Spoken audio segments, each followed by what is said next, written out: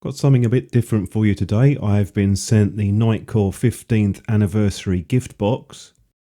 So what I thought I would do is just do an unboxing, show it to you what's included, and later on talk about the channel and give you some previews on upcoming review items. We'll just open it up and show you what's included. There is a thank you note for people that have supported Nitecore over the years. Believe it or not, I have actually bought a few Nitecore products going back a while. There's a sort of brochure included here which gives you a bit of information about the company. The 15 years applies to the time that it's been called Nitecore. Before that, originally it was Sysmax, and that was in 2004, so it's been going quite a while. This gives you sort of a timeline overview of different milestones through the company's history, and I'll zoom in a bit so you can see that in a bit more detail. According to this, the first LED torch was the LR7. Anyone that's been following the torch stroke flashlight industry will know that there's been quite a lot of changes really in the last sort of 10 years, at least in terms of the power output has increased significantly. The channel's been going since about 2015, so I haven't really got much experience of their earlier products. Over the years, Nitecore has expanded their product lineup. They've got photo accessories now. They've got quite a range of things like bags, and they've been moving into things like clothing as well. Back to the gift box, I'll show you the included ornament. There's a bit of a story with this, which I will show you later on how they made it. As soon as you take it out, you can feel that this is very nicely machined, and a bit of time has been spent on the finishing. Material on this is aluminium all the way through. That includes the top and the bottom part. There's the 3 bolts there holding the top section on. It's one of those items that's visually quite attractive, and you could use it for things like holding books up or something like that. I've always quite liked the look of the Nitecore logo. It's got a sort of boxy look to it. It looks quite modern. Next up, we've got the Tini 2. This is the stainless steel version, but it's in gold. Oh, Mr. Bond. There is no difference between this and the other ones that I've looked at. I did a video on the black stainless steel and the titanium, and the original video a few years ago. They're all the same in terms of the output and the design. This one has the Nitecore 15 on the back.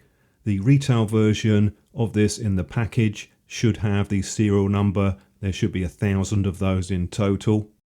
If you can remember, the unlock on the Tini 2 is a double press and a hold, and that also locks it as well. They are quite popular, these torches. They did make quite a big jump in terms of the design over the original Tini. The limited edition one also has a black clasp. On to the next item. Under the foam we have a baseball cap, or a combat cap as Nitecore call it. This is the NDH10, and the first thing I noticed about this is the material feels quite different to other baseball caps that I've used. A couple of stickers on there. One of those is an award that they won, and this has got their one-way drying system. I will show the tab that's included. It's quick drying and antibacterial. The do not turn rolling over to dry. I think translated to English that means don't tumble dry. You've got a Velcro fastening on the back, and I do like the fact that you can tuck the excess away in there so it doesn't flap around. There's a small patch on the back as well, Velcro. And on the front we've got the Nitecore 15. That's also stuck on with Velcro, so you can pull that off. I've seen these patches around. You can get custom ones made up. Sometimes people wear them for things like airsoft. Quite like the feel of the material on this. I'll have to try it out and see how I get on with it. I do think you can get this with a blue colour as well. This is the information Nitecore sent over. Gives a bit more detail on just how the ornament is made. Bit more to it than you might imagine. And it also goes over the stainless steel Tini 2 and the baseball cap, which I've just shown you. Thought I'd put that in there so you could have a quick look at that. It is surprising sometimes how something simple like an ornament actually has a bit more work involved in it than you might think. Upcoming review items. Here's a quick preview. I have the NU33 head torch coming in, the NC 10,000, which is a power bank, There's also a charger for Nikon cameras, and I have some batteries to test as well.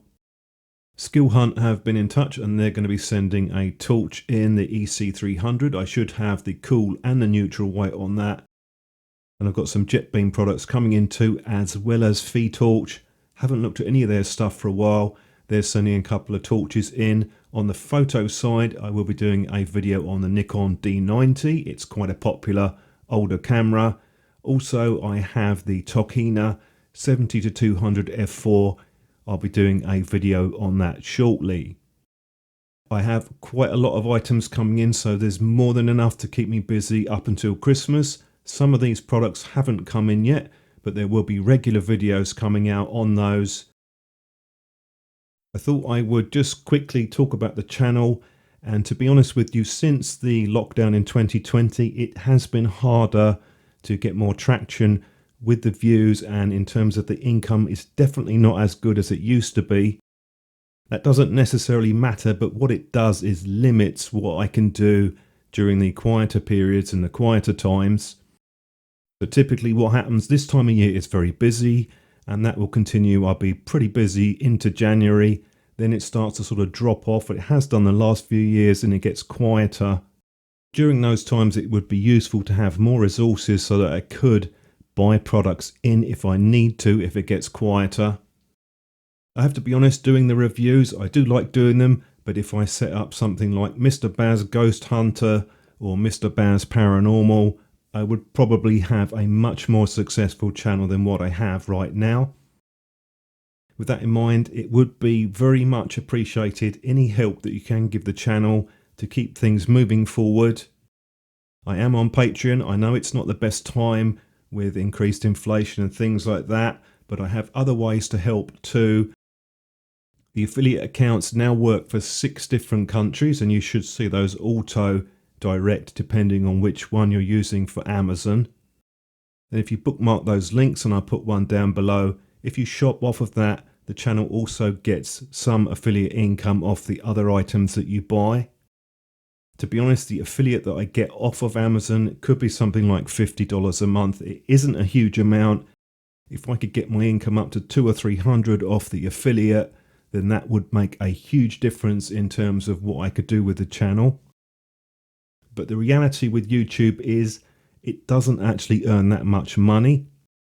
On its own, it's definitely not enough to pay the bills. What tends to happen is the big channels that have very significant views, say 500,000, 1 million, they're on a pretty good income. Many of them would have sponsorships. They'd also have more followers on Patreon, and they'd also have a much larger income in terms of the passive income with the affiliate links. So they're the channels that probably don't really need the help because they're already doing pretty well. It's the smaller channels where the income really just isn't there to do as much.